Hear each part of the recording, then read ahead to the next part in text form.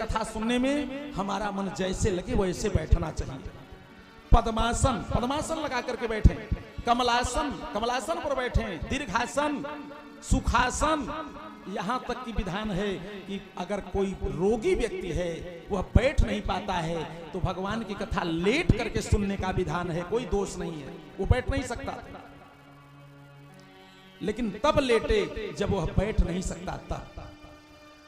लेकिन आसनों में एक आसन का निषेध बताया गया है। आप लोग ध्यान दिया करें, जहां भी भगवान की कथा में जाएं तो एक आसन का ध्यान रखा करें कि उस आसन पर देवराज इंद्र भी अगर कथा बैठ करके सुनते हैं तो लक्ष्मी से हीन होने में समय नहीं लगेगा, लक्ष्मी नाराज हो जाती है। उसे दलिद्रासन कहा जाता है। जानते हैं वो कैसा होता है? जब हम पलथी मारते हैं, इसके बाद दोनों पैर सामने करते हैं और हाथ बांध करके बैठते हैं तो उसे दलिद्रासन कहा जाता है।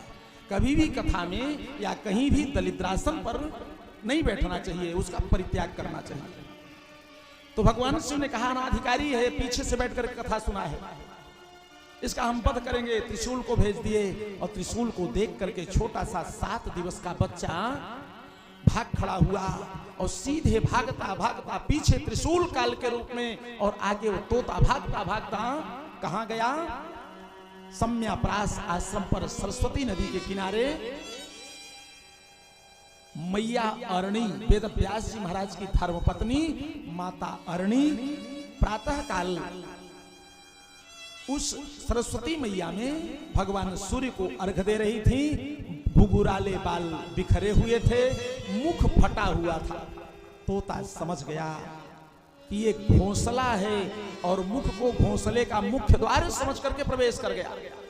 त्रिशूल आया, निकालो, मैं इसका वध करूंगा, ये चोर है, चोरी में कथा सुना है। मैया अरणी ने कहा भोलेनाथ, जो आवैयापन शरणाई राखो ताहि प्राण की नहीं। कोटि विप्र बध लागता हूं, आए शरण तजहु नहीं ताहू। महान से महान पापी हो, लेकिन जो आपके शरण में आ जाए उसके जीवन की रक्षा करना आपका कर्तव्य नहीं, धर्म भी बनता है। तो महाराज ये मेरे शरण में आ गया है। कहा नहीं, भले शरण में आया है लेकिन मैं इसका वध करूंगा। मैया रानी ने कहा भोलेनाथ, अब ये मेरे पेट में चला गया है, मेरा पुत्र हो चुका है, मैं इसकी मां हो चुकी हूं। और कौन ऐसी भागिन मां होगी कि अपने आंखों के सामने अपने पुत्र का वध करवाएगी? महाराज, अगर मेरे पुत्र का आप वध ही करना चाहते हैं तो पहले मां आपके सामने खड़ी है, मां का वध कर दें, पुत्र तो अपने आप मर जाएगा।